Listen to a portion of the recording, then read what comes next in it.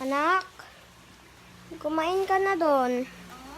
Kumain ka na doon. Di ba, Nay, wala tayong kain? Sino nagsabing wala? Nasa rep. Hindi, wala talaga, Nay.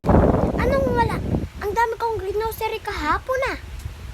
Ano ba yan? Ako naman yung papagalitan. Nandun nga sa sabbalde. Gusto mo ipakain ko sa'yo lahat?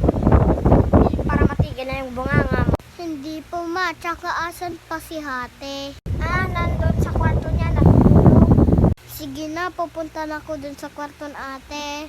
Sige, tsaka kumain ka na doon para makapag-bed na ulit. Asan pa yung balde? Nandito anak. Ito bubuksan ko sana. Sige, Nay.